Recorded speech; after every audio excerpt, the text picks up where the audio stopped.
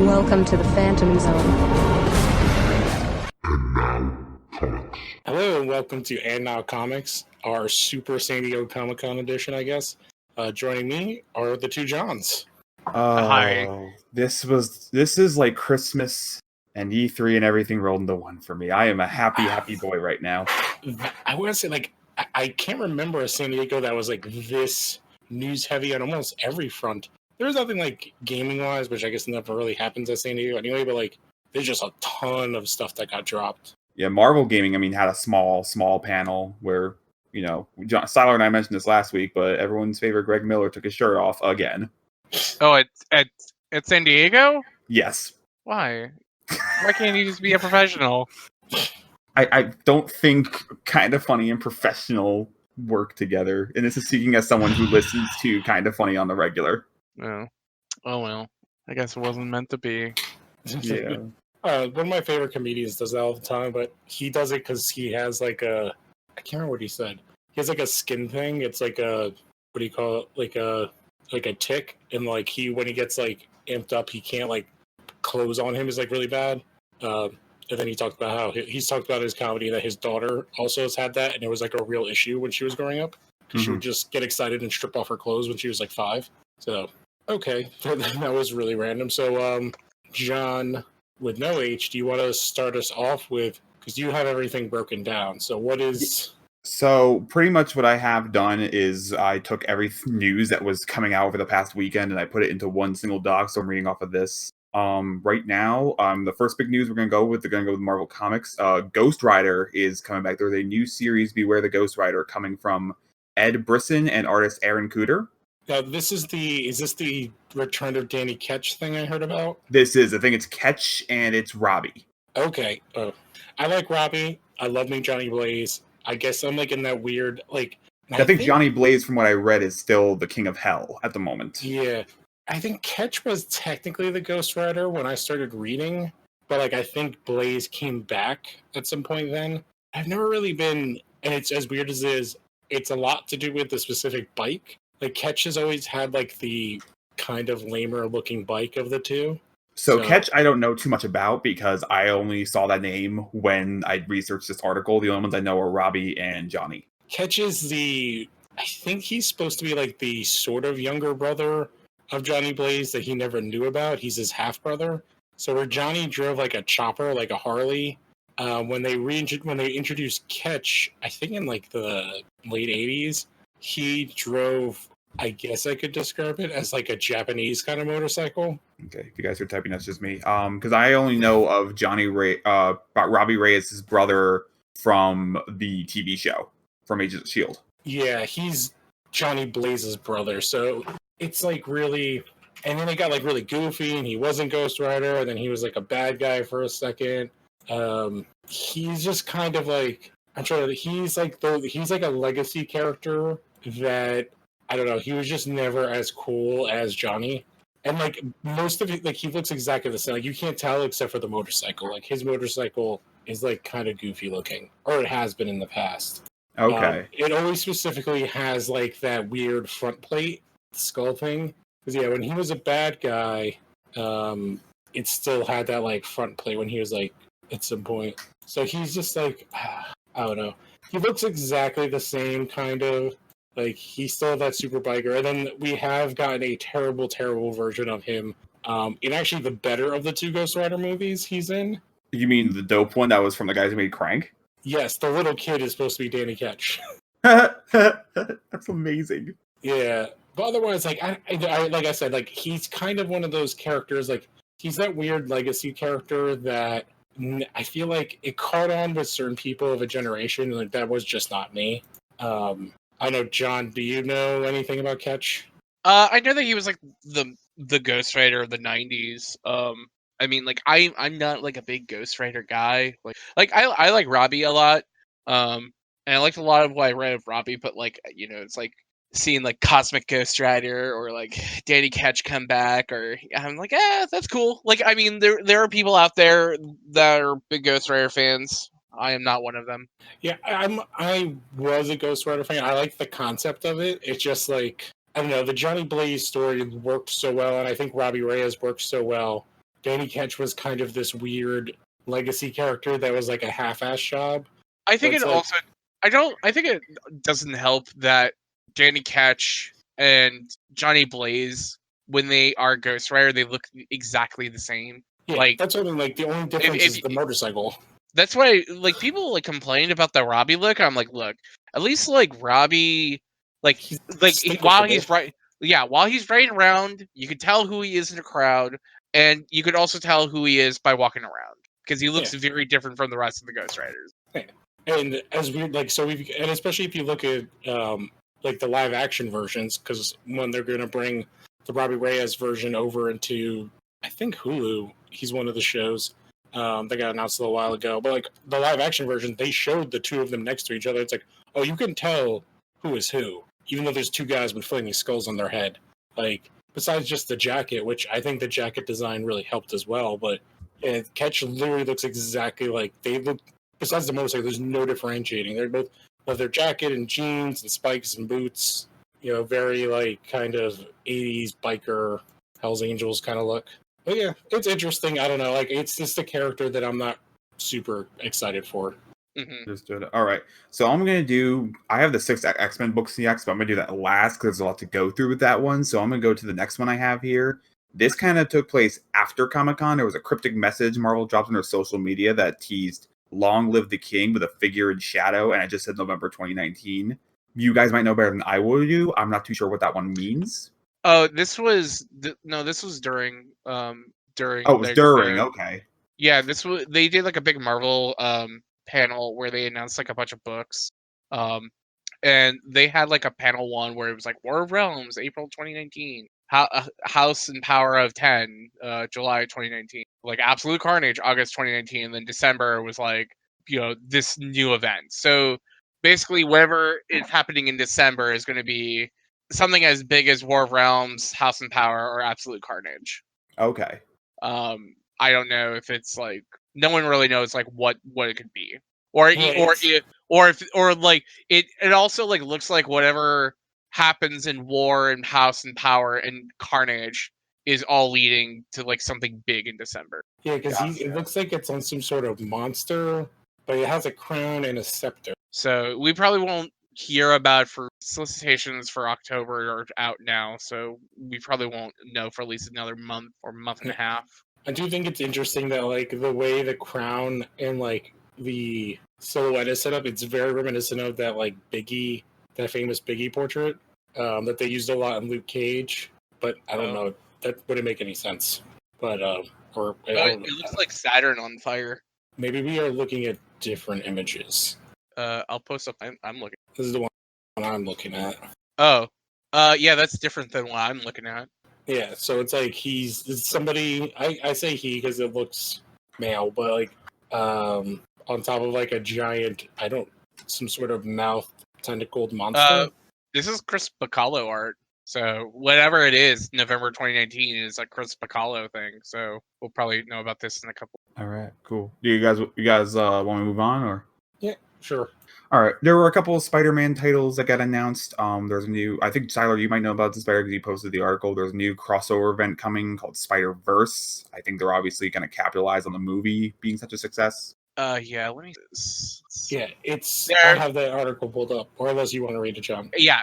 So it's going to be a 6-issue miniseries coming out in October, written by Jed McKay, featuring artists Juan Farigay, Art Adams, Stuart Immonen, who I thought was retired. So it's really nice to see Stuart Immonen back. It's really nice to see Stacey Lee in here and a lot more. Miles Morales has more than stacked his claim in the Spider-Verse as one of Marvel's brightest web slingers. He's probably ready for a new crazy challenge, right? At Spider-Man panel, blah blah blah. New stories, a new series starring Miles Morales was announced, and he won't be alone. Miles is going back to the multiverse in Spider-Verse, a 6-issue limited series. Miles falls through a portal, and Miles finds himself at the center of the adventure across the multiverse that will feature a who's who of creators and characters as the series spins forward. Basically, like everyone on the cover that you see is everyone from the movie. Like there's Miles, there's Penny Parker, there's Peter B. Parker because it looks like he's got a little bit of a gut.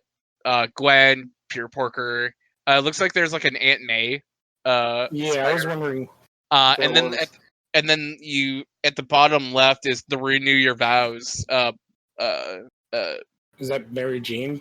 Mary Spider-Man? Jane. Yeah. From Renew Your Vows. Yeah, and then that's kind of there's like two ways we could spit off this because there's the 2099 Spider-Man and the Mary Jane there.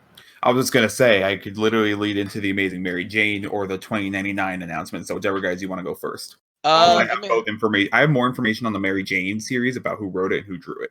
Okay, I would say let's start with the Mary Jane one because to me, like reading this, I was just like, and I think most of the articles are like, oh, DC's gonna do a Lois Lane and a Jimmy Olsen book, and now we're getting like an Amazing Mary Jane book. Yeah, it seems like very. That's not to say that like Lois Lane and Mary Jane are like the same people. Oh, they're completely not. Lois Lane, I feel like much more, to me at least, is deserving of her own book. But I'm also, as much as I was like a Spider-Man fan when I was younger, like I don't know what a Mary Jane book could be about. I think I actually have a description somewhere I can pull up while you guys keep talking. Yeah, I have it here. Oh, perfect. The Amazing Mary Jane #1 by writer Leah Williams, who is, I think, pretty good. Artist Carlos Gomez will come out in October, putting the spotlight on the love of Peter Parker's life. With Spider history as hot as anything, such a position is rarely a good one. It usually spells trouble. And a story spanning out of the pages of Amazing Spider-Man #25. Mary Jane Watson just got her big shot, but at what cost? And can she really trust anyone as she pursues her Hollywood dream? So a lot of like the old stuff of like Mary Jane being like an actress looks like it's coming back. I assume her pursuing Hollywood, like, and seeing Mysterio on the cover makes me think that this is probably also going to involve Mysterio in some way, who's also I don't know, in some big Spider-Man movie right now. Mm-hmm. But yeah, like it's a mini series. It's about Mary Jane. Like I like Leah Williams. You know, I really like the reintroduction of Mary Jane with the Peter Parker books recently. So I'll probably read this.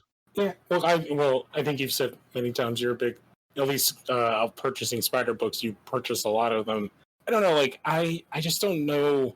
I guess based on what you read, it sounds like this is going to be like a light kind of fun book. I mean, like I would rather a book like this exist than another Peter Parker Spider-Man. So yeah. I'm not going to argue with that. I'm just saying, like, yeah, comparing to like the Lois Lane book, which is like a more serious take. This is actually more akin to what they're doing with Jimmy Olsen at DC, because that's like a very light, kind of cheeky book. Mm-hmm. All right. So next, 2099. That is, I'm not sure what this is. I just got excited by the fact they just teased it by saying 80 years ago was 1939. 80 years from now will be 2099. So 20. Are you familiar with 2099 as like a brand? I am, yes. I just don't know if this is going to be the return of the brand or this is an event or a series. I assume it's probably going to be like a ongoing 2099 book. I don't know if this would be like. I don't know if we'll see Miguel back in the 2099 since he's currently in current day. But I know a lot of people have a lot of nostalgia for like Doom 2099 and the only one I remember is Punisher and I think Ghost Rider. I don't remember them being all that great. People stand by Doom 2099 and Spider-Man 2099, and the rest were like...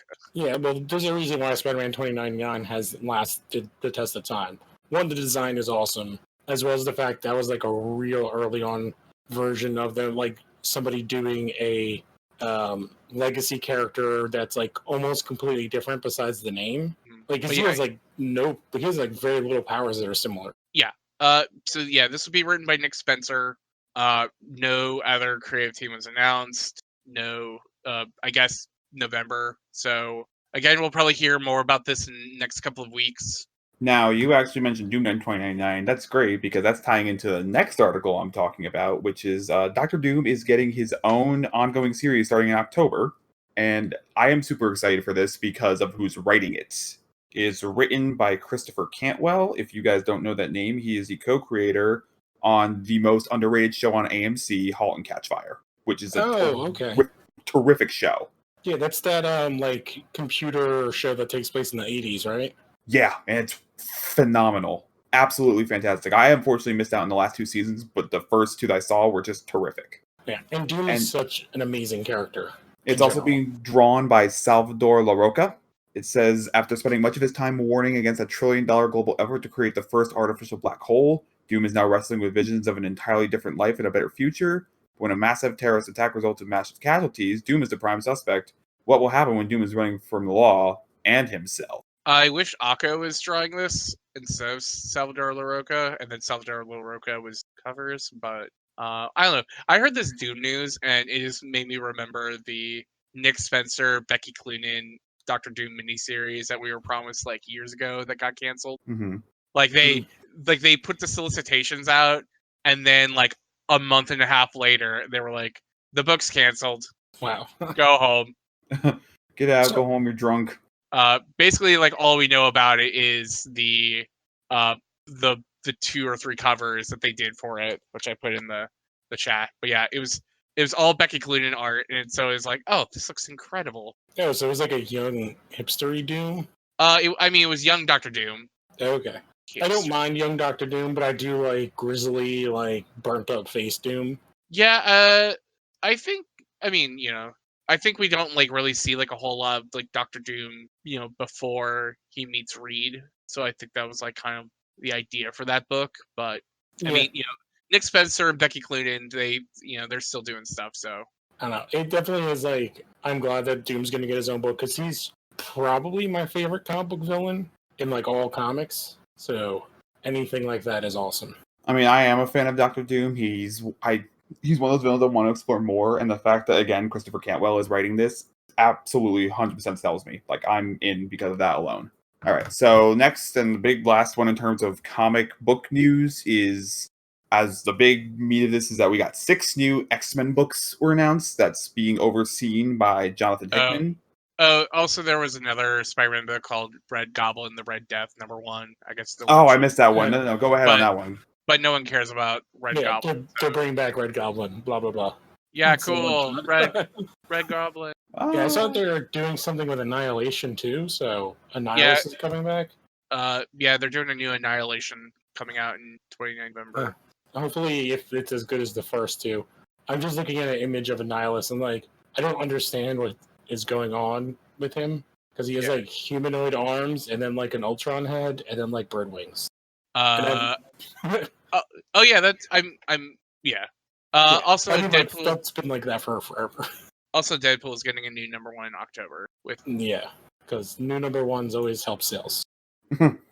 like I don't know what number of Deadpool. Yeah, and it goes along Yeah. because they're doing like Mary Jane variants, I think, for everything, like the 1 month.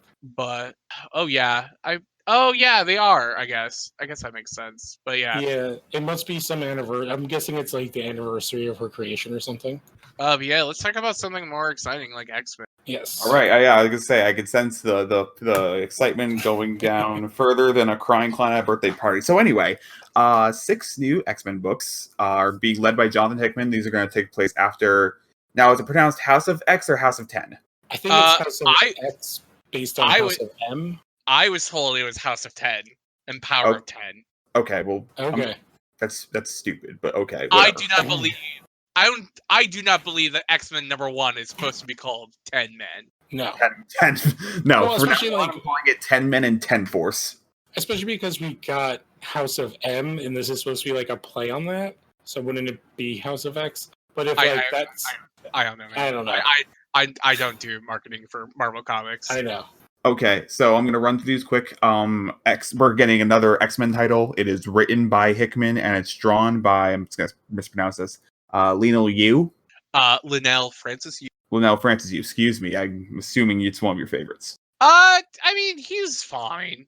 I mean, it's like there's like I feel like a group of X-Men, or not X-Men, but a group of like Marvel artists where they've been there for so long, so you already know what you're kind of gonna get with their art. And Linnell Francis Yu is like one of them where I'm like, I still like it. It's not something I feel like I've outgrown or it feels tiring. Okay. A lot of people would know his art from he was the main artist on Secret Invasion. Okay. Yeah, I'm Okay. looking at it right now. So the next book we have is Marauders. It is. Well, I'm first sorry. off, so the X-Men team is led by Cyclops, and it's going to be Corsair, which is Cyclops' father, Now, this is regular Cyclops back, or is this regular Cyclops back. this isn't like 90s Cyclops or whatever? This is OG Cyclops. Okay, because he was dead, wasn't he? Yeah, he got better. Can that be the title? He got better. Kid Cable, oh my god, what's his name? Vulcan, who sucks. Oh my god, what? Why? He's Why? He's the sucky Summers brother, and then we got Havoc, who's the good Summers brother, and then we have Rachel, who's the good Summers daughter, and Jean Grey, and then Wolverine, who's constantly just messing with the Summers family. Wait, Jean Grey is back now too? Jean Grey's been back for about 3 years. Oh wow. So the only Summers that isn't involved in some way is Hope? If she's still kicking around? Hope is still kicking around. So it's just not her and is regular Cable alive or X-Man? Are they now dead? Oh, I do not know where X-Man is, but X-Man, well, okay, so X-Man is in the Age of X, and I do not know what happens at the end of that, so I do not know where he's at. But I also assume like a lot of like the set piecing for this book could happen in either House or Power. But I just think it's funny that it's all of the Summers family, and then Cyclops is like douchey friend who is trying to get in with his wife. I wouldn't even say Wolverine is Cyclops' friend. He's just like... I think they're friends. I think Wolverine is actually Cyclops' best friend, because it's like I don't think Cyclops is like has a lot of friends, and I think he values at least like the interactions with Wolverine. Yeah, I'm trying to think of something like Wolverine the Cyclops is like the guy who you'd want to invite over when no one else can hang out, but you're just like, do I really want to? I guess. I think they're both of that. That's the problem. Although I guess people respect Logan more. Like nobody wants to hang out with Cyclops. Period. I'm actually hoping that Hickman has like a really good voice for Cyclops, because I think Cyclops is a character that is done really dirty a lot of times by a lot of X-Men writers because they don't really know how to write him, and they end up drawing like that's kind of the problem with Cyclops post the animated series or the Jim Lee book, is that they just write him as basically like a super straight man that is super just boring. He's Boy Scout team leader douche. But like what they always write him as. They give him he has no dimensions. But like that's just like a modern day thing. Like I feel like Claremont had like a really good voice for him outside of the one time he left his wife behind to go meet back up with Jean Grey. Wait, which wife? When Cyclops married Madeline Pryor and then they had a kid, and then Cyclops you're just a shitty clone.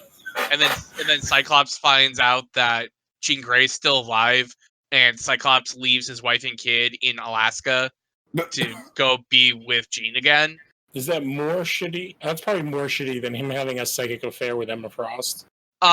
It's more shitty because he left behind a wife and kid. What did they ever do with it? Because I thought Madeline Pryor died. Did they ever do anything with that kid? Madeline Pryor became the Goblin Queen, and I believe the child of Madeline Pryor and Cyclops is Cable. I thought Cable was like Mr. Sinister's like test tube baby of their kid, or is that X-Man? What's the difference at some points? Like I don't know where Nate Summers and Cable diverge in their origins. Yeah. So Madeline Pryor and Cyclops are the parents of Nathan Summers, who's Cable. They're the parents of Kate, like the Nathan Summers that becomes Cable. Yes. Okay. Nathan Christopher Ascani Summers. Yes. Rachel Summers is the daughter of Jean and Scott from the Days of Future Past. No, from the Days of Future Past. Okay. Then Nate Summers, X-Man, must be the Mr. Sinister test tube baby? Nate Summers is the son of Jean and Scott from the Age of Apocalypse. I swear to God, Mr. Sinister made a test tube baby with the two of them, and I don't remember who it is. And I don't know how to Google. Like, what would I you don't even know Google? about Nate. Oh yeah, Nate Gray is basically Cable from the Age of Apocalypse because Oh my God. Nate Gray, Nathan, some. Yeah. Yeah. Oh my God. Oh yes, he is the biological son of Scott Summers and Jean Grey, born in a genetic tampering by Mr. Sinister. Haha! I knew it. That is X-Man. Okay. X-Man is no good. So wait, there are like 4 different Nate Summers. No, there's 2. Summerses. Well, there's There's- Cable, there's X-Man, and then you said there was like the other one. Kid Cable, who's a younger version of Cable. Okay.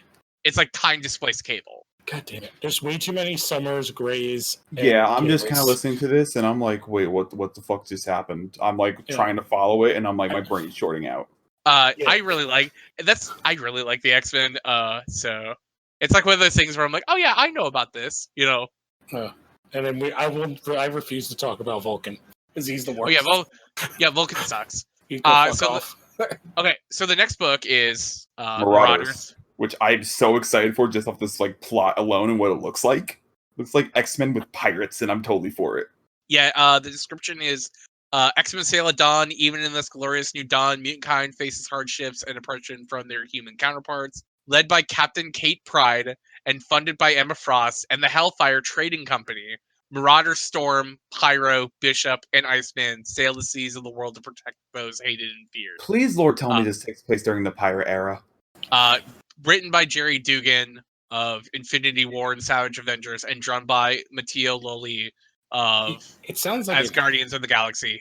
it sounds like it has to take place as like a if the X-Men were going around during the colonialism era. I would be Dude, 100% what are you for talking it. about? There's still pirates going on today. They're different types of pirates. Also, They're marauders. They're not swashbuckling though. I mean, they're also not mutants, but Well, I don't know. Depends on how much of I can't remember. Oh, what is the listen, drug if they ain't out here looking like Jack Sparrow and the Black Pearl, I don't want no part of it. but yeah, I think this book looks cool. I'm glad to see Pyro back alive. Emma looks great. That's also like another thing. A lot of these costumes look really good. I love that Kitty Pryde has this like red scarf thing going on, and Lockheed's there. Yeah, this looks good. Okay, and apparently, I'm reading the article right now. Both Hickman has said that if he had to pick a personal favorite in this lineup, Marauders would be it.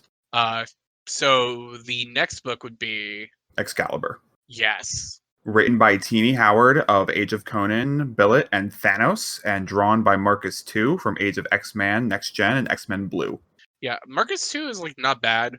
And Teenie Howard is like a really good, like she's kind of like making the rounds like Leah Williams and just like doing like a lot of really good like little work here and there. So this new team looks pretty cool. It's Psylocke as the new Captain Britain, along with Rogue, Gambit, Jubilee, Richter, and Apocalypse. Yeah, that's I'm kind of sad about this book because I was like really excited to see Fazia Hussein be back within the Excalibur fold. She was a character in Captain Britain the MI-13, which I think is super underrated.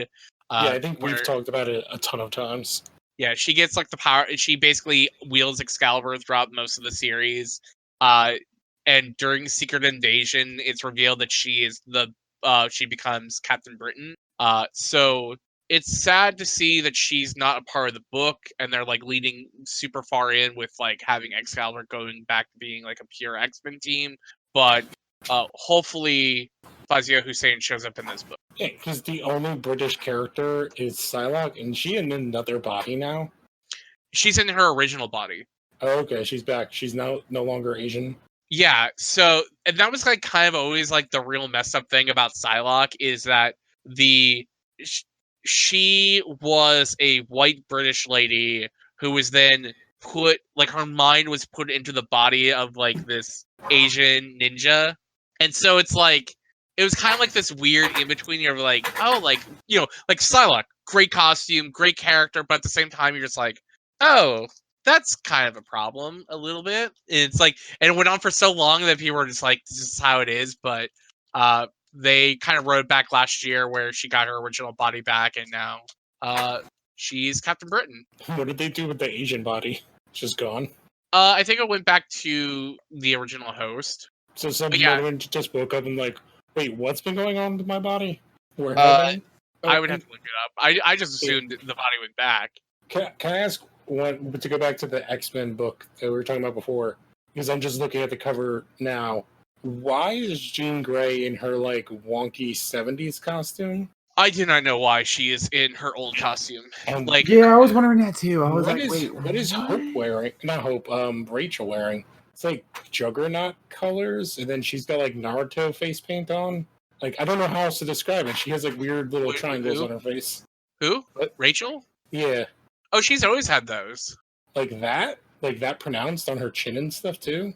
Yeah. I don't Yeah, she's always had. Yeah, she's always had those. But like her costume looks, it is a weird, like it's like she's matching Wolverine, except her stuff is more copper than brown. I like that she still has the spikes on the side. Like that's always been like a point of her costume I've always kind of enjoyed. But yeah, I mean, it looks like her classic, her like kind of like more classically like Rachel costume, but you know, just slightly like retweaked. Yeah, I'm looking at images now. It's definitely like similar to stuff she's worn in the past. Like there was a time where she was like wearing I guess yeah, I remember her wearing more of like Jean Grey color scheme with the green and yellow. But I guess that was not her normal costume. No, like the one I know mostly is this one here in the bottom right, where it's like the spikes on the side. It's like a coat with also like the phoenix like feathers at the bottom of it. Okay, yeah. Yeah, the one I remember the most are like the third one from the left, like the kind of middle ones on the bottom, with her like in the green and stuff like that. Oh yeah, I'm not, because I feel like it was just like, oh, like let's just do Yeah, like she was Kitty Jean Grey. Yeah, except for like Rachel. Like Rachel and Kitty are like two completely different characters, so it just didn't seem like, yeah, it just, they were like costumes that just didn't fit her. So that's Excalibur. and then New Mutants. Yeah, by Hickman and Brezen with Rod Reese doing art. And this team is The classic lineup, I think. not so classic. So you have the classics in Sunspot, Wolfsbane, Mirage, Karma, Magic, and Cypher. And then you have Chamber, who is a Generation X character, and then Mondo, who I do not recognize from any book. Wait, which one is Chamber? Chamber is the guy in the middle whose power is that he like. Oh, is it the giant voice thing? Yeah, It's like Energy Blast. Okay, he's been around for a while though. yeah, he has like a They how do I actually, describe it? Like a fire pit or like a flames, and he shoots flames from his mouth. yeah, he was actually one of the interesting characters when they did like the No More Mutants, because it like basically almost killed him because like it turned off his powers, but he still had like the empty space of the energy. But yeah, he has like a really cool design. And yeah, isn't okay, The other one is the bottom left one. I'm thinking, right? Is that who you said? yeah, Because that's the only one like I don't recognize at all. that's a '90s ass sound and design character. So, looks like he was also a Generation X character, but he's like not one I've ever seen. I gotta look because I had like almost all the Gen X action figures that they came out with, so I have an idea of who I think he is. He looks like basically like they're heavy for the team. Yep, I had his figure. He's like when I remember him, he was kind of like Thing looking, but like I think he could turn his body into like rocks or trees or something like that. But yeah, he's the what would you call that? He's the tank of the group. Gotcha. But yeah, Next Generation claims future. The classic New Mutants get together with a few new friends to seek out missing members and share the good times. A mission that takes them into space alongside the Starjammer. So yeah, they're in space. Spaz. Can I also say that all of these logos are really good? Oh, feel free. I think the Excalibur logo might be my favorite. I was actually gonna say I think the New Mutants is my favorite. It's like very kind of classic to like how when this team was like 80s, 90s. Mm-hmm. And it's like the article I'm looking at has 2 other books. Right? No, yeah, 2 other books Yeah. on here for X-Men. Yep, there's 2 more. The next one is Fallen Angels. So this yeah. is Asian Psylocke, though. Yeah, From the okay. cover. Yeah, so this is Brian Edward Hill, who a lot of people probably see right now doing Batman and the Outsiders. He also wrote Killmonger. I believe he's also doing the Michael Cray book for Wildstorm, with art by Simon Kredansky, who's an artist on The Punisher and Spawn. Fallen Angels was like a miniseries back in the 80s, which was like kind of like a bunch of plucked characters like on an adventure. So this looks kind of like the same deal. Psylocke finds herself in a new world of mutant kind, unsure of her place in it. But when a face from her past returns only to be killed, she seeks help from others who feel similar to get vengeance. Cable and X-23 join Quan for a personal mission that could jeopardize all mutant kind. So, yeah. So Kid Cable looks like he's also in here. I like that X-23 is in the book because it's like one of those things where you have Wolverine back and you just assume that it's like, oh, she's going to go back to the shelf. But yeah, I'm kind of excited for this. Like, I think I'm going to pick up like at least the first issue for all of these. But then the last one's X-Force by Benjamin Percy, who did a bunch of Green Arrow, a bunch of Nightwing. He also is currently, he was written the Wolverine podcast, which if you have not listened to yet, I highly recommend it. Oh. Yeah. He did both of them, which the second one's currently coming out right now. And it's really good. And then Joshua Cassara, who was the artist on Star Wars, TIE Fighter, and Falcon, will be doing the art for it. Description is: the cost of the future isn't cheap. X-Force is a CIA of mutant. X-Force is the CIA of the mutant world. 1/2 intelligence branch, 1/2 special ops. Beast, Jean Grey, and Sage on one side. Wolverine, Kid Omega, and Domino on the other. In a perfect world, there are no need for X-Force when we're not there yet. Team's cool. The one that is what's his name also there, right? Yeah, Black Tom Cassidy. Yeah. I really like Beast's design on this cover. Oh yeah, I was actually gonna bring that up. Like, I actually think this is one of my favorite, where he's like he's not cat, but he's still very animalistic. Yeah, this looks like Daddy Beast. Oh. Like, we're gonna go there. Oh, it's like fine. He's wearing the glasses and his hair slicked back, and he's like folding his arms. He's like, "You kids are in trouble." Yeah, I don't know Sage, and again, Jean Grey's in her weird 70s look or like 60s look.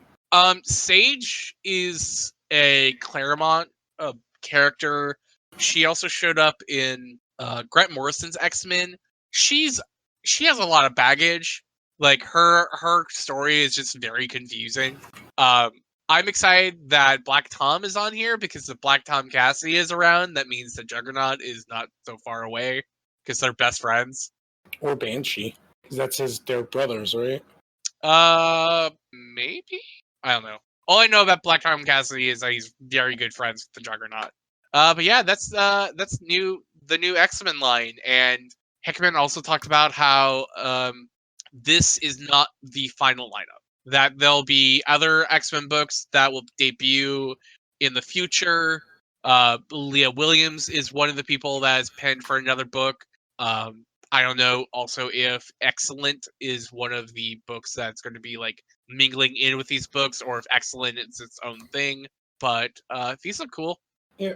And I think that did it for about the comic news, because I couldn't find any other news regarding comics itself. For Marvel? In general. I have a couple DC ones. Oh, if you have some DC ones, please go ahead. Go ahead, John, if you have some. For non-DC stuff, Sophie Campbell, writer artist of Wet Moon, and also a handful of different Teenage Mutant Ninja Turtle stuff, announced that she will be taking over as the artist and writer for TMNT with issue number 101, and she'll be doing the next arc. I don't know if she's the ongoing artist or she's just doing that arc, but that should be pretty cool. And that should be also introducing the new turtle into the fold. Mm-hmm. And then I don't know if you guys talked about the Tom King Adam Strange book. No, I completely forgot that had been put in here, but yeah, go ahead. Yeah, so that got announced, which Tom King, we've talked about a million times. I think, like Mr. Miracle, Adam Strange is like a perfect character for him because he's like a wonky 70s spaceman kind of a thing, and there's like a lot of things they could do. They kind of don't know what to do with Adam Strange at this point. He just like pops up in books once in a while just to get kind of like jobbed. So like he showed up in Morrison's Green Lantern book. He was in the Leviathan stuff with Superman and got like wrecked. He was in Hawkman's book for a minute. Yeah, so it'll just be interesting to see what they can do with the whole Zeta beams and Ran. And like based on the covers that like they put out, or like the cover they put out where it says like Stranger Danger on him and like Space Liar. So it'll be interesting to see something like a perfect character and stuff. And the creative team is, it's King, Mitch Gerards, and Doc Shanner.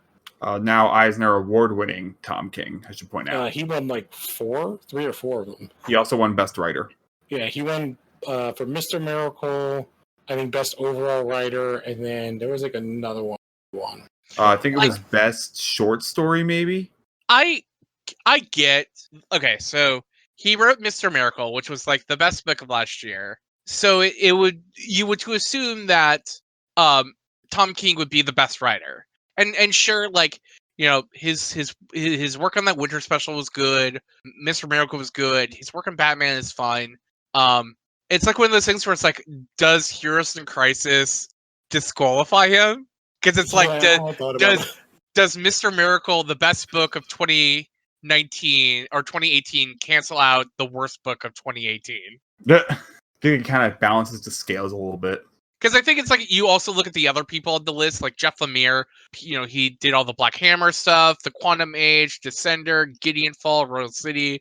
You have like Mark Russell with Snagglepuss and like the like Huckleberry Hound Green Lantern book and the Porky Pig Lex Luthor book, and then Kelly Thompson, who's just like had Murder's Row. It's like Nancy Drew, Hawkeye, Jessica Jones, Mr. and Mrs. X, Rogue and Gambit, West Coast Avengers, and then Chip, who's just like one of the best writers right now.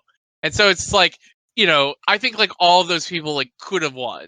And it's just, I don't know. I feel like Tom King winning is just like, I feel like you could have gave him the best book of the year and then gave the best writer to someone else. Fair.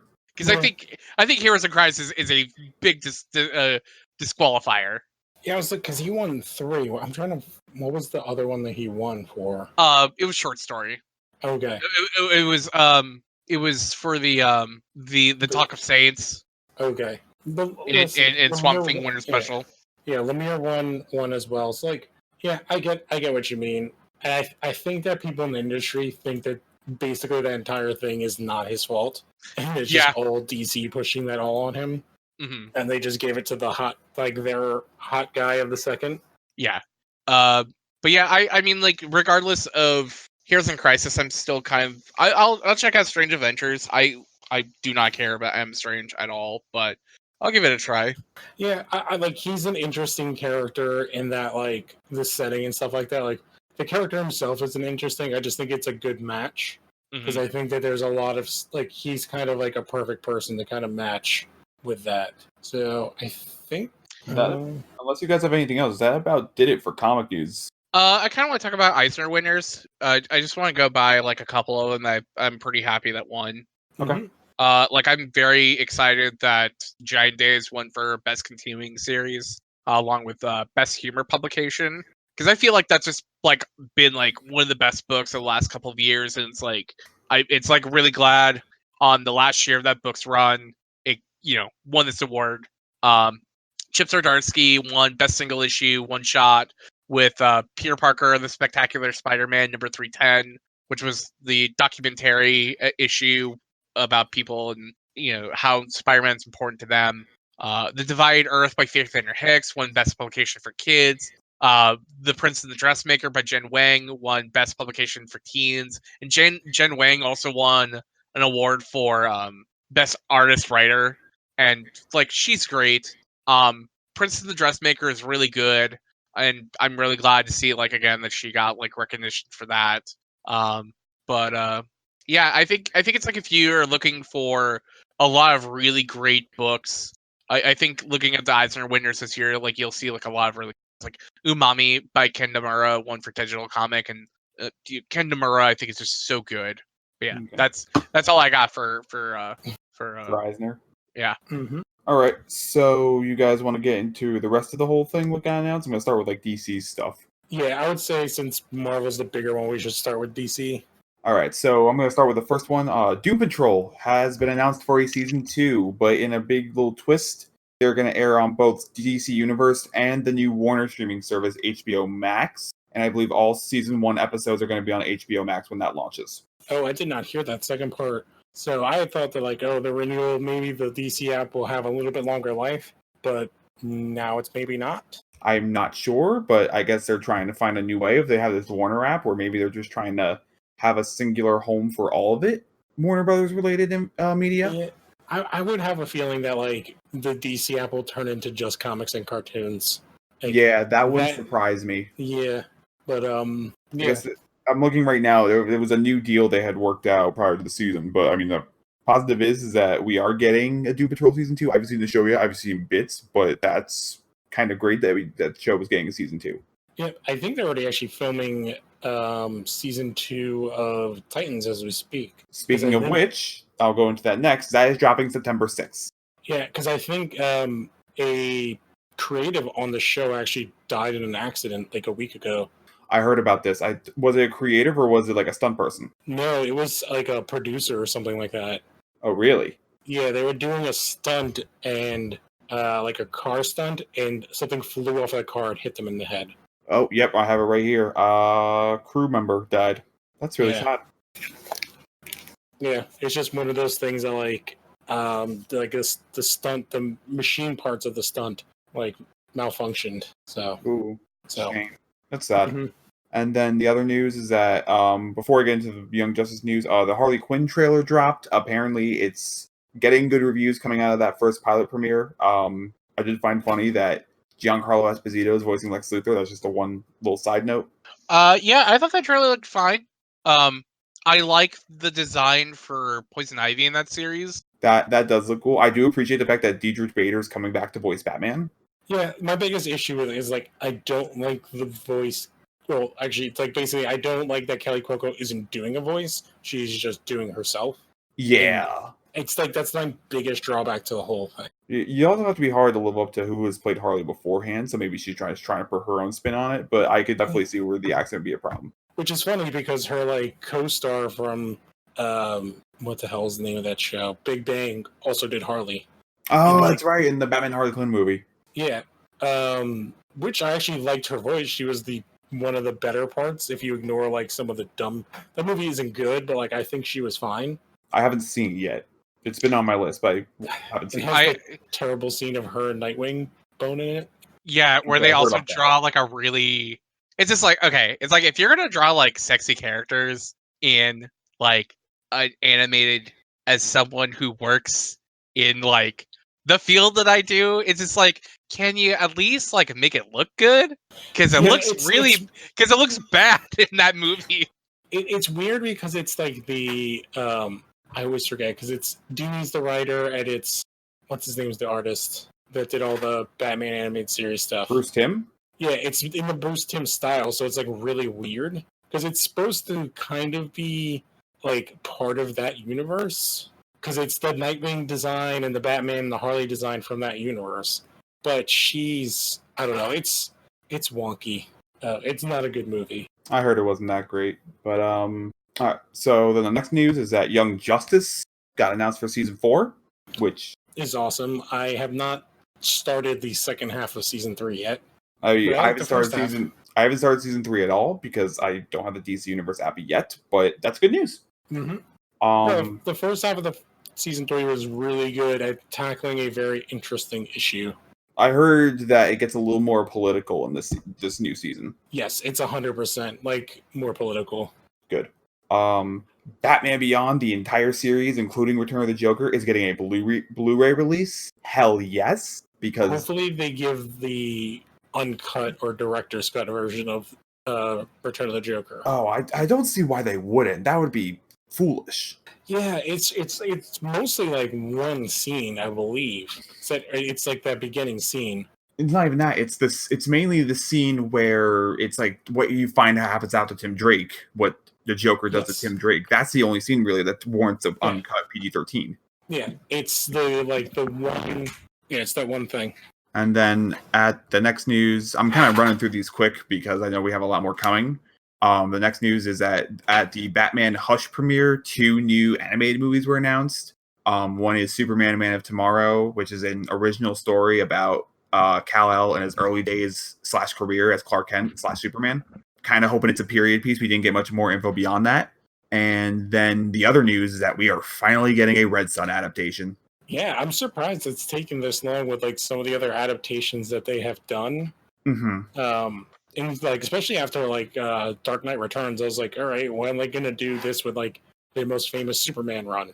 And I guess it's like better now after they did, because this past season of Supergirl was basically like Red Daughter. Right. I mean, So- I'm excited. Red Son is my favorite Superman story because I'm a huge sucker for Elseworlds What If stories. So I'm Mhm. all aboard this. I think at one point Red Sun was my favorite Superman story, and then I don't know. It's not anymore, but I'm excited for people who are excited for Red Sun.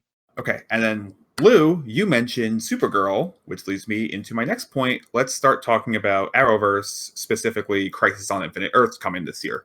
Yeah, and they basically announced everyone that's ever put on DC anything is going to be in it. Pretty much, I'm going to go through just what I have in order. I'm going to start with a big one, which is it was first came out like I think the day after we recorded the last And Now comics was that Brandon Routh is going to play Superman, which was cool. We're like, all right, is he going to wear the Superman Return suit? That's fun.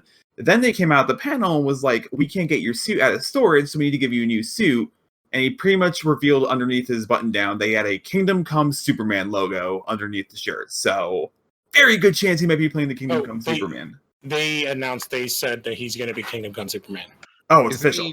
Isn't he too young to be Kingdom Come Superman? If you watch this, he is technically, because I think he's like in his 40s, but he has, his hair is graying, and they kind of let it do it this season in Legends, where he has like the kind of Reed Richardsing Doctor Strange thing going on. So the biggest issue is like he's not as, he's tall, like he's huge, but he's Brandon not, Routh's like, a big super dude. buff. Yeah. Because the buffer one is what, like, I'm just going to preempt it, say that after that, they also announced that Tom Welling is returning as That I think was rumor. Rumor right now is that Tom. Oh, no, that got, I think that got confirmed that him and Linda Carter are returning as Wonder Woman and Superman. Okay, because I know the other rumor that kind of came out recently, which I know this next part's rumor, was that they're going to somehow include DCEU footage, which again, rumor, grain of salt. I don't know how they're going to do that, but that'd be cool. They did. Yeah, there's a couple of big rumor stuff, but yeah. Burt Ward, the '60s Robin, is confirmed to be making an appearance. I bet Dean Cain is not in this. He was already in Supergirl. Oh, that's unfortunate. He plays the adopted father, like, of her family. And Helen Slater plays the adopted mom. Yep. And what's her name? Oh my God, who else was from Lois and Clark? Terry Garr. I'm sorry, what? Terry Garr. Who was Lois Lane? Terry Hatcher. Terry Hatcher. She was a villain in one of the seasons of Supergirl. I think she was Mon-El's mom. Yeah, she was Mon-El's mom, and Kevin Sorbo was Mon-El's dad. And then actually, speaking of Lois Lane, Elizabeth Tulloch is going to be coming back in Crisis as well. As will John Cryer, which isn't surprising given the end of Supergirl season 4. What the Monitor took his body. Speaking of the Monitor, he will also be playing the Anti-Monitor. It was announced, so he'll be playing. I saw some concept art, and he is goddamn gigantic. Yeah. Speaking of Anti-Monitor, Pariah will be in the crossover, played by Tom Cavanaugh.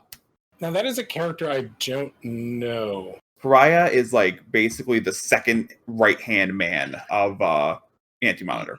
He's basically a weepy version of Silver Surfer. Okay. So Tom Cavanaugh gets to play an interesting version. I mean, Tom Cavanaugh. I have info on the New World, which I'll get to in a moment. But they also confirmed the crossover is going to open with the destruction of multiple parallel universes. Pretty much the gist of this is that this is going to be the biggest thing that I think is ever going to be put on television in regards to superheroes. Yeah, I would not be surprised if most of this stuff is either cut to planets being destroyed and or a giant like I can't remember what they would call the multiverse council. What's like the Council of Heroes or the League of Heroes?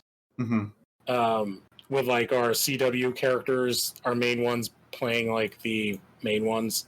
Yeah, I know So Mark Guggenheim said they basically pitched the whole thing to CW and was like, all right, we basically want to do 50 cool moments and then even more cool moments throughout the entire thing. So this is going to be one giant love letter to everyone who's watched these shows from the beginning.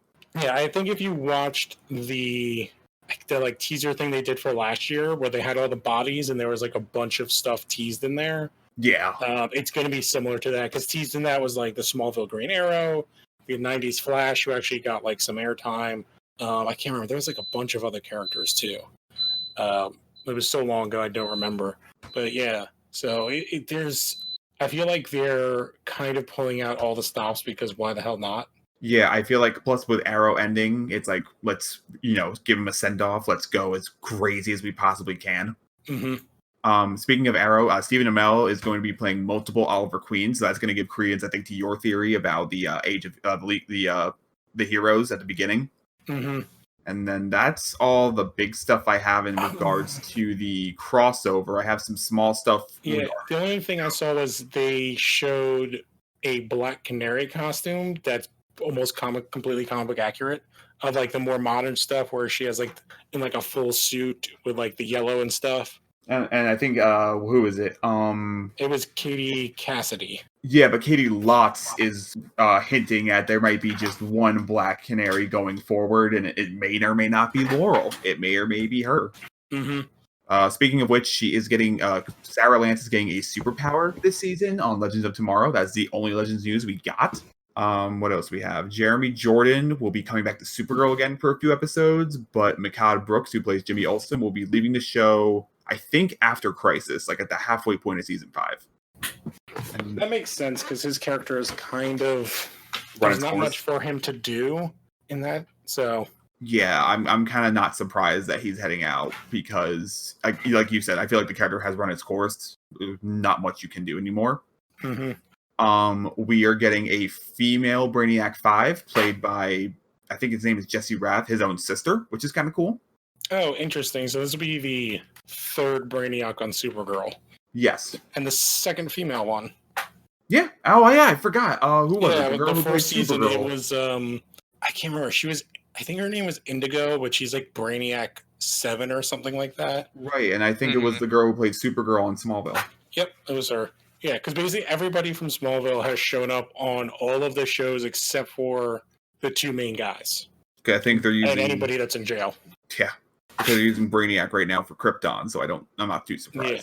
And then I think Tom Cavanaugh this year dropped some information about what this iteration of Wells is supposed to be this season. What number of iteration of Wells is this now? It depends on what you count. Because, like, do you mean, like, ones that we've seen or ones that have actually been part of the team?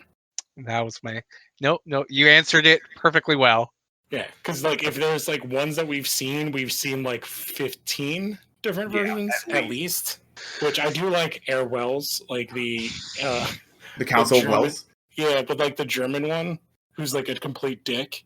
Pretty much, like, Tom Cavanaugh just owns this role. He makes it so much fun every single season. I loved Sherlock. He was awesome. This year is apparently, and I quote, is supposed to be sensual. He's a swashbuckler type, which means,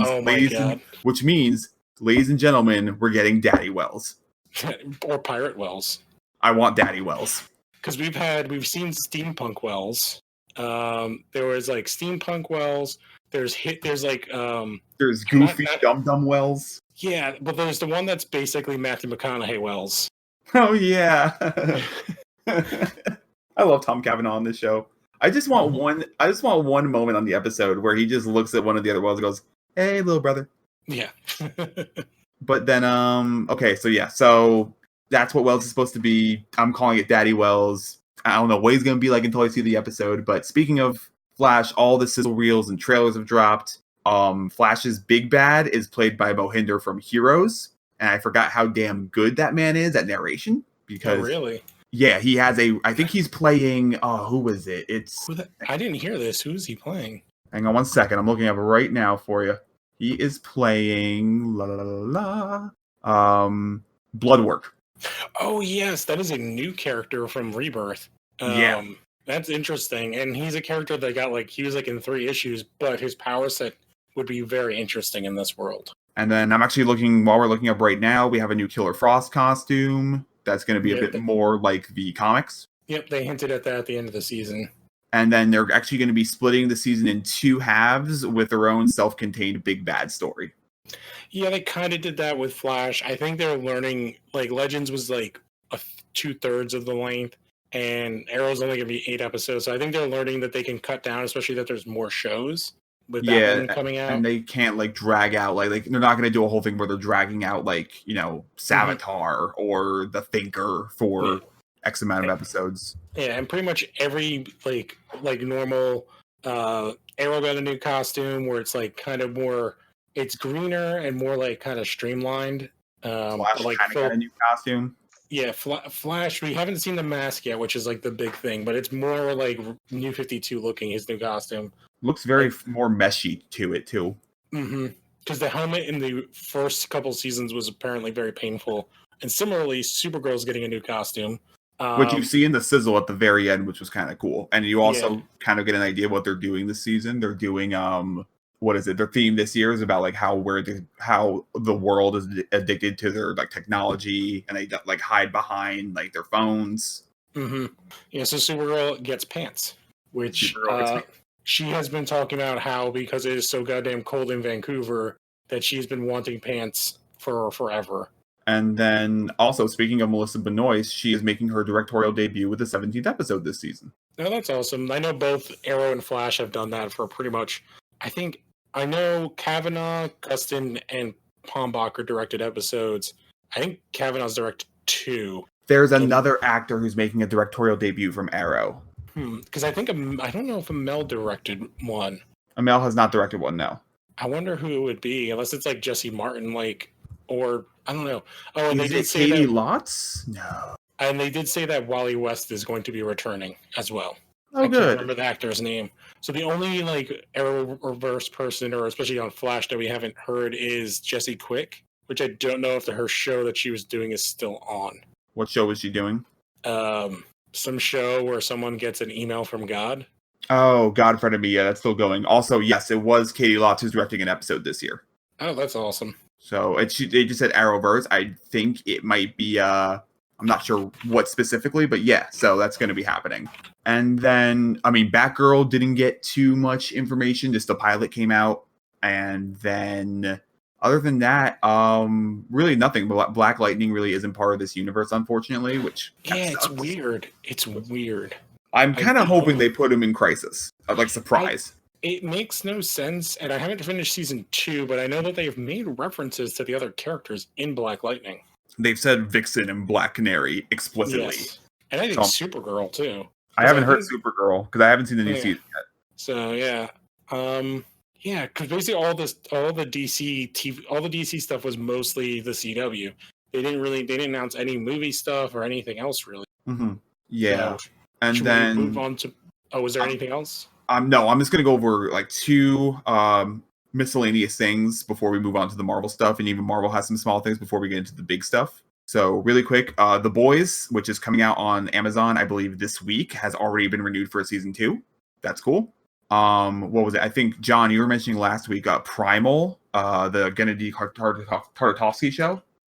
Yeah, there was some like animation stuff I was going to talk about, but the show was already going on so long, and I figured I'd just... And then, all right, so do we want to go really quickly into the small Marvel stuff before we get into the big news? Oh my god, there was small Marvel TV stuff? No, I mean, the only Marvel thing was that Agents of S.H.I.E.L.D. is ending next year. That's it. Yeah, I'm not surprised. Neither am I. Yeah. I'm surprised that it hadn't ended already. Yeah. I was like a hardcore fan. I stopped watching it 2 seasons ago, so... I still watch it. I've heard good things, but after that Ghost Rider season, I was like, this is such a good way to end the show. So I'm going to end the show. So, all right, so let's get into the big news. Let's get into phase 4. Yeah, I think there's like probably only like 3 major stories out of the whole thing. They like blew everybody away. So obviously, I think the first one has got to be Thor, right? That's I was thinking Blade. If we can, for like the sake of like time. Let's kind of go in order of like their announcements. Okay. All right, so I have them all in order right here. First one is Black Widow. Are we doing announcements or are we doing dates? Dates. Okay, cool. Black Widow is the first one that's coming out post Endgame. That is May 1st, 2020. That is taking place in between Civil War and Infinity War. So it's not going to be post. It's not going to be a prequel. It's right smack dab in the middle. It seems very weird that they would have a film take place in the past like that. In the 5-year gap. Yeah.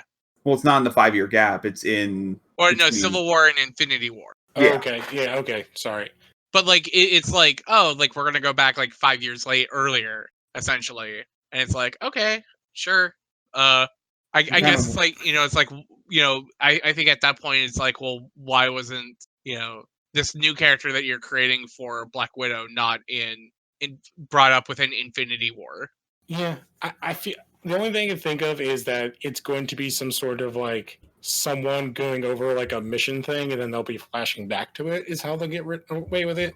But I also think, from what I've read, initially they were going to have Clint die in Endgame and not Natasha, and I think that's why they kind of had to finagle this into like this weird time gap. But yeah, I don't know. Scarlett Johansson's back. David Harbour is playing Red Guardian. Which Florence is really Pugh. funny, given if you've seen Stranger Things 3. His Yeah. name is Alexei, which I thought was hysterical. Mhm. I own not. Florence Pugh is playing Yelena Belova, who is the second Black Widow. So Yes, the blonde one. So don't be surprised if she takes over. and then Ray Winston is in an uncredited role, and then Tony Masters. Well, Tony Masters, Taskmaster, is the character. Wait, additionally, so they haven't casted for Taskmaster. No, they have not. Oh.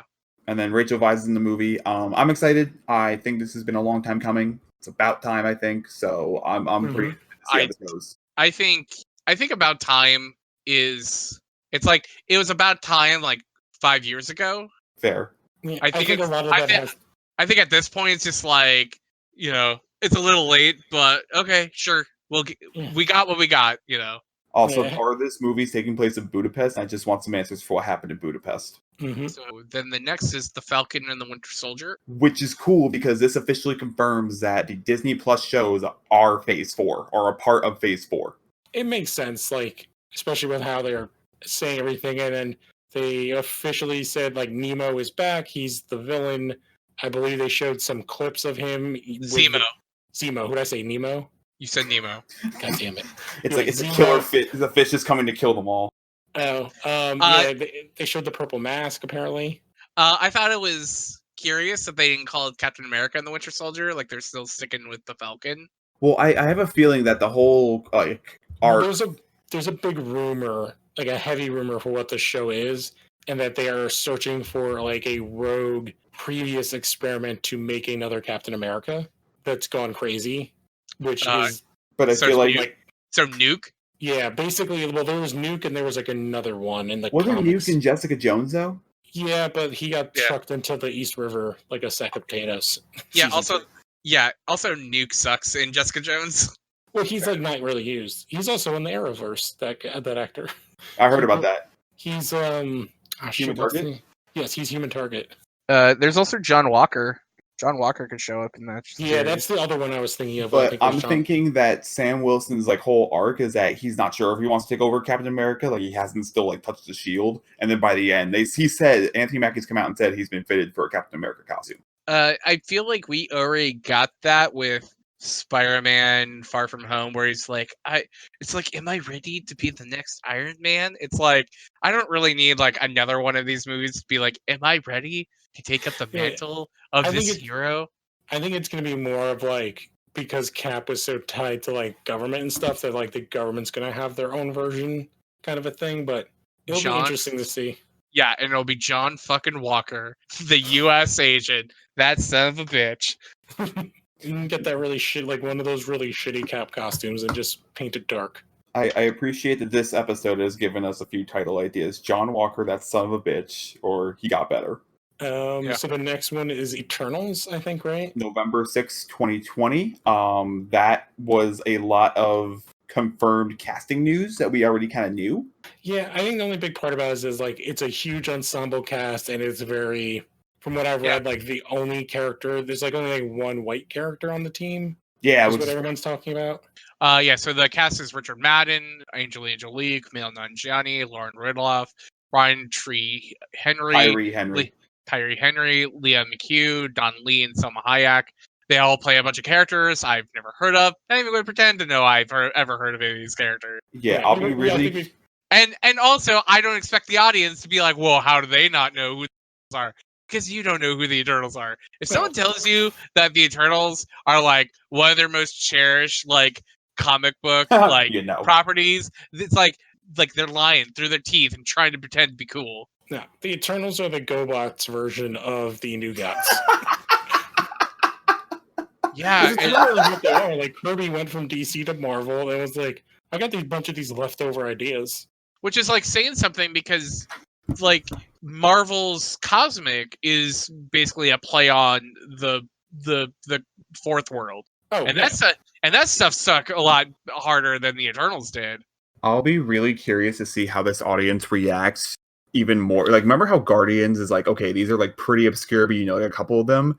No one knows any of these characters. I don't know. I think Guardians, like, pretty much by the time that movie came out, nobody knew who any of those characters were.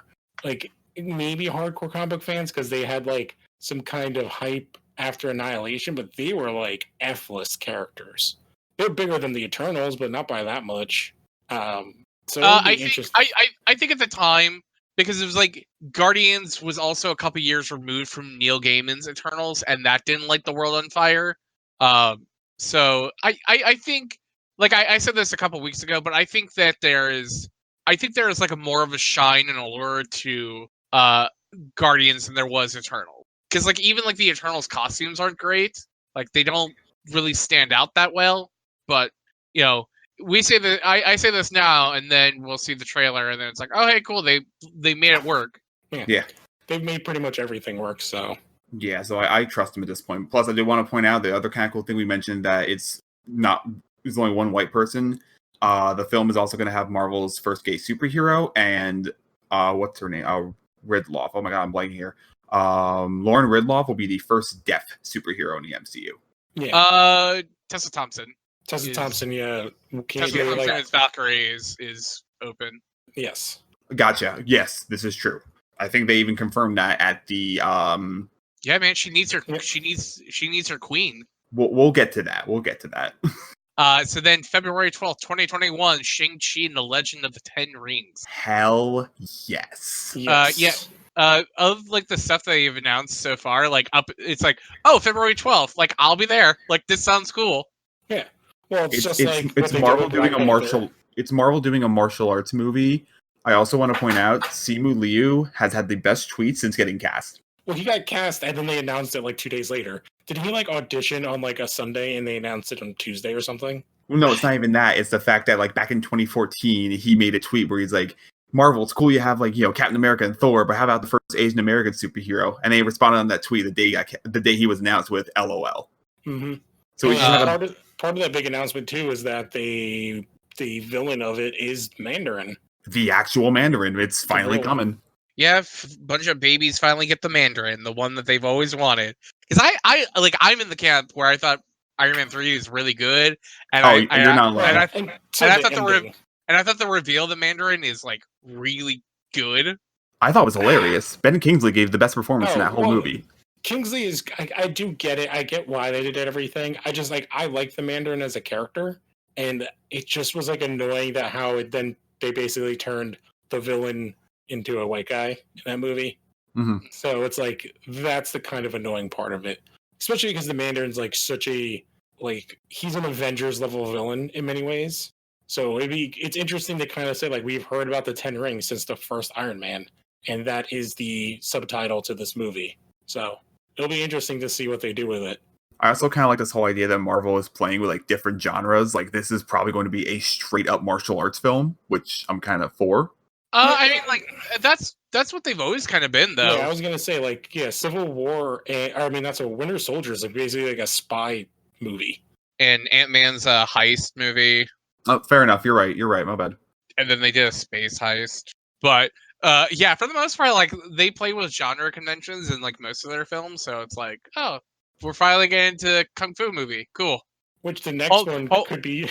like my only thing about Shang-Chi is that I think it's like over the last couple of years, I think you've had like a very high bar set by films like The Raid or John Wick, and I think I don't think it's like necessarily like a like it's not a major knock, but it is kind of a knock where um a lot of like the big spectacle fights kind of end the same way or kind of look the same or like or film the same, and I really kind of hope Shang-Chi has like just some like real like feel to it. Yeah, well, you don't even have to go there. You can go to Daredevil, like that first season, that hallway scene, and Yeah, it like does. how that's completely influenced by the Raid, and then you see Daredevil do it, and then like Arrow has done that, and every single one of the also Netflix look at shows. who- Did, And Yeah, it doesn't even have to be the tone of Daredevil or John Wick or The Raid, but it's like I want to kind of like feel that punch. I was gonna say, yeah, I was just gonna say you want to kind of like feel every punch and kick they have in this movie.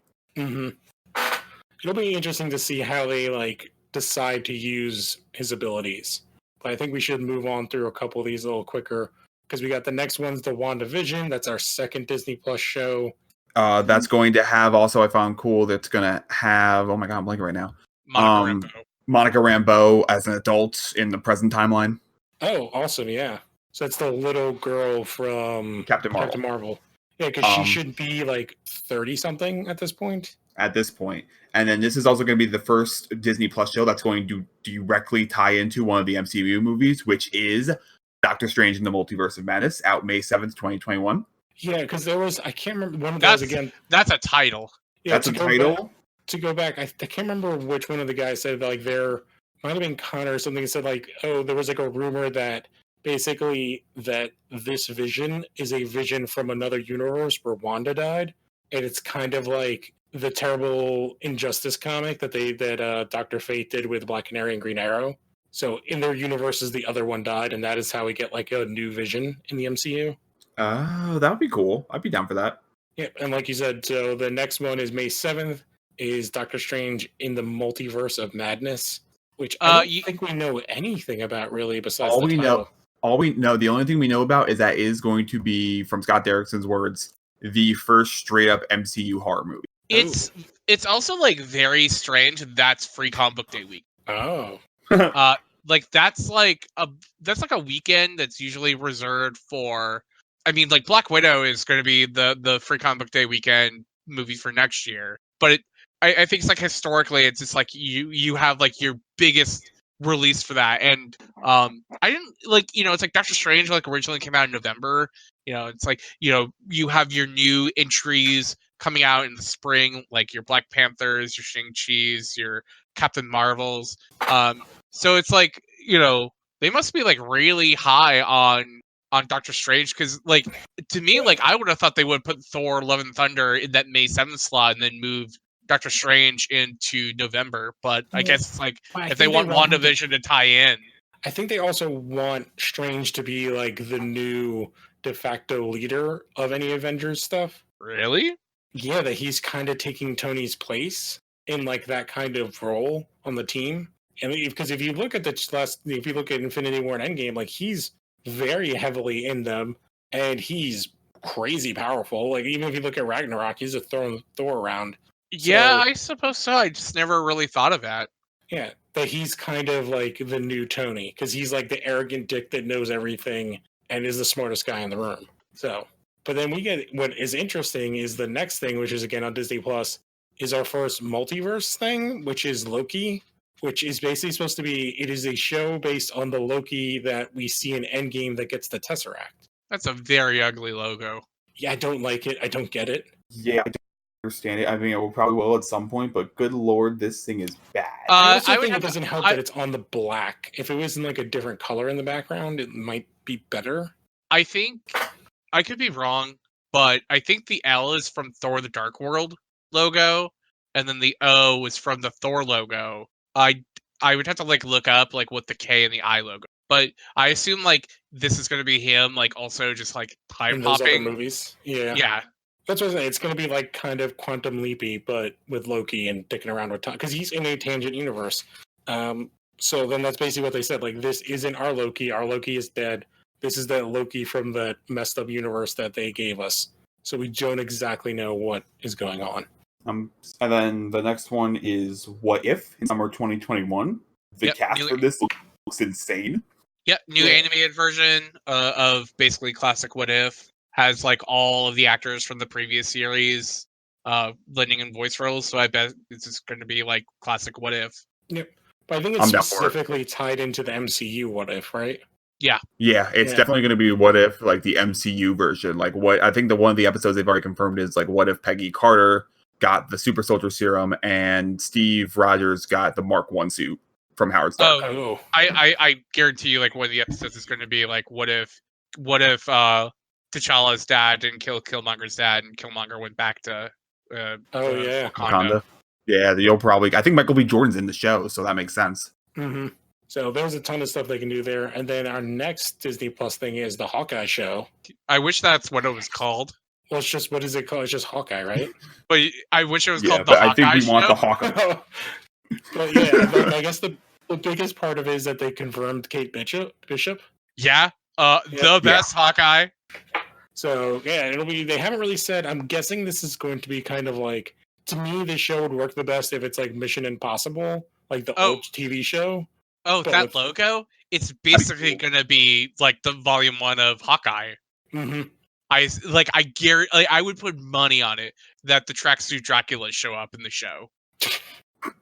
And then the last one, although not the last thing we'll talk about, is Thor: Love and Thunder, which it has a complete, like, again, 80s metal, like, both title and it is the most logo. beautiful logo I've ever seen. Oh my god! It really reminds me of Heavy Metal, like the cartoon. Yeah.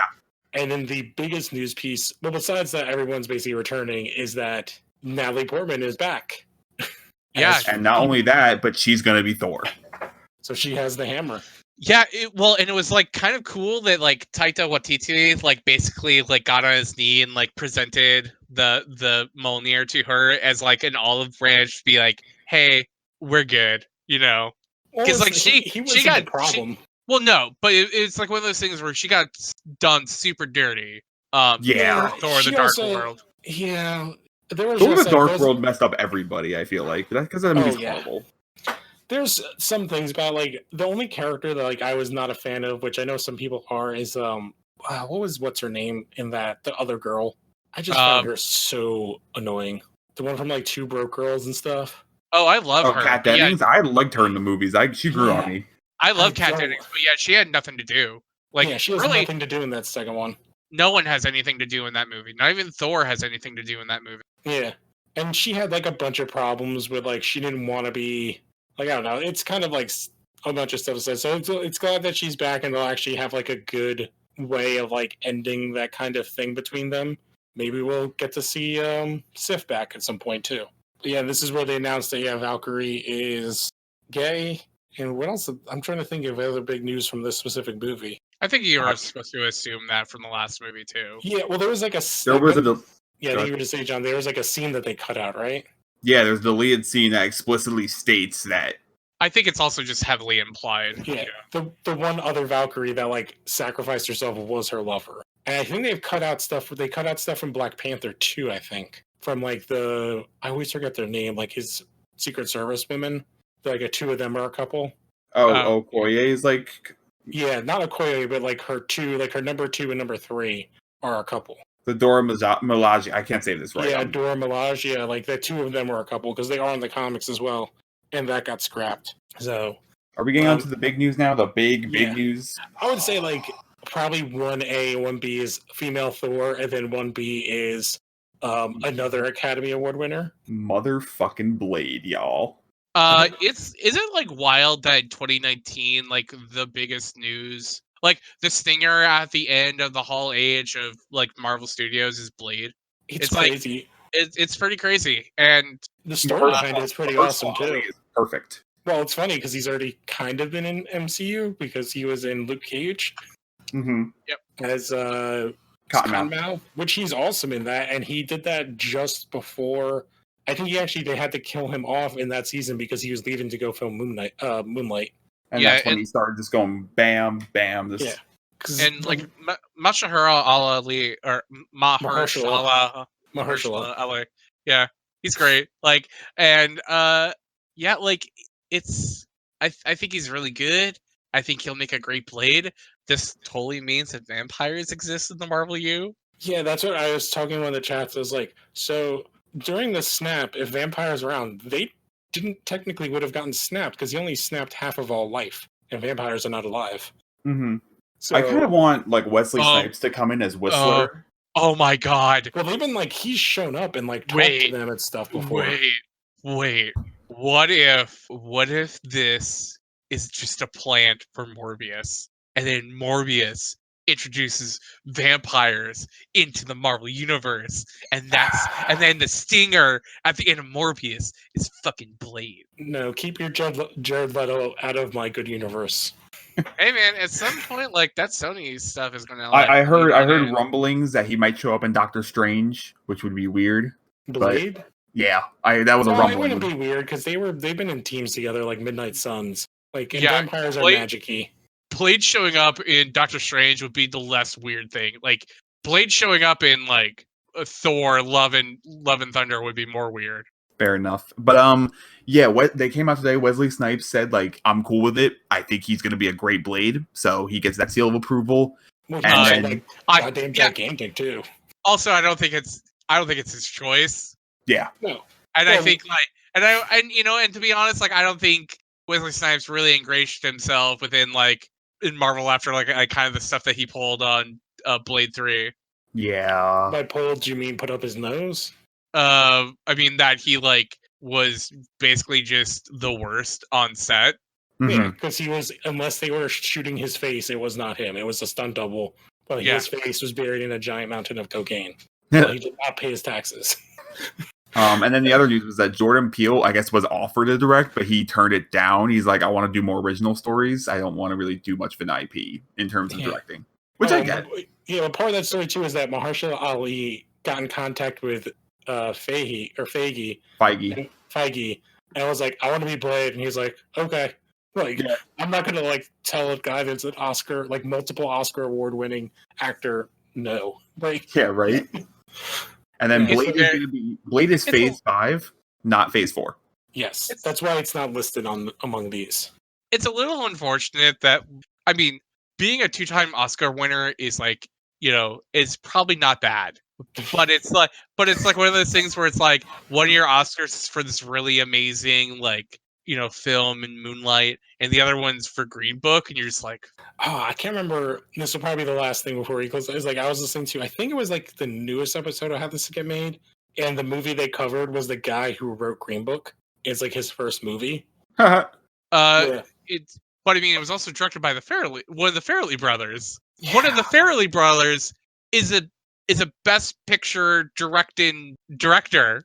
There's something about Mary is an Academy Award-winning director. Well, one half of that story about the guy's dad, isn't it? Viggo Mortensen plays his dad. Is the writer? I think that's what it is. Like that's the story of Green Book. Yeah, the guy who wrote it's based off his dad. Yeah, and he's like a Hollywood writer, and I can't remember what shitty movie they did on How This Get Made. It's Deadfall. Deadfall. Oh yes, it's the Nicolas Cage and Charlie Sheen and the dude from Terminator and Aliens. Yeah. And it's no good. And then also really quick before we wrap this up, Blade Phase 5 is done. Like they have Phase 5 ready to go, but Feige was like, 11 projects is probably more than enough, which I'm like, I would take more. Oh yeah, we probably won't know about them until summer 2021.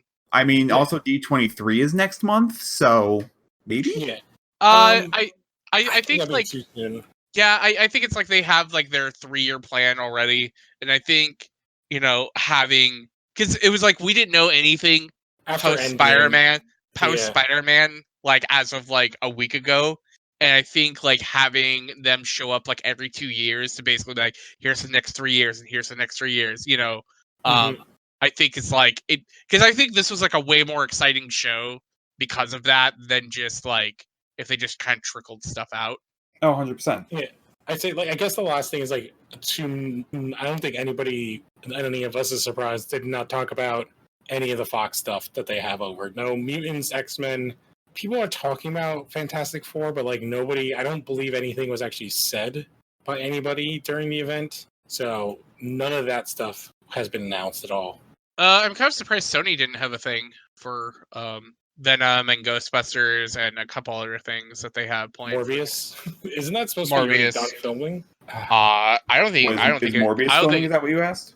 I don't think thought it was Morbius has finished. film. I'm looking right now to see if it's done. Because it's like, that's one of those properties where I'm like, oh, I forgot it exists. Like that Alfred TV show that's on a channel I can't even remember. Is it Stars? Yeah, Like, did oh, you yeah, hear? that's a thing. Yeah, did you hear like that show is in the same continuity as Gotham? Wait, really? What show? Yeah. The Alfred, is it Pennyworth it's called? It's some bullshit. Who knows? Oh God, is it really? Why? I think it's on Stars, or is it on Cinemax? It's one of those. It's not could it be HBO? I don't know. But yeah, It's on Stars. it's on Stars, which is weird because Warner owns HBO, so why wouldn't they put it on their own goddamn network? Oh, I guess that was the other thing, the Watchmen trailer. I'm whatever with it. Like, I don't care. I'm currently in a don't care mode with that right now. Oh, Watchmen? Yeah, I don't give a shit. Yeah. All right. Is there anything else before I kick Craig out? I think we covered literally everything possible that could have been announced at Comic-Con. That's comic space. All right. So, I'll just do mine quick. So, if you're listening to this, check out all the other shows on Phantom Zone, including Smallville Chronicles. Don't forget to rate, review, and subscribe to everything. Tell a friend. We should be recording an episode of Legion of Tune for Lost Horror tomorrow, where we're going to kind of go over some of the things we didn't go over here that specifically have to do with animation and like Lion King and some other stuff. So check that out. Siler? Yeah, you can find me at John JWH and Gore FN or Siler SEILER, where I talk about work stuff, talk about comics stuff. You don't have to. I'm not gonna like pull your arm to do so. And John, any plugs? Follow me on Twitter, jamscott193. That's it. I don't run any podcasts, so I'm just All right. So we will check you guys next time, and adios. See ya. See ya. Welcome to the Phantom Zone. And now, comics.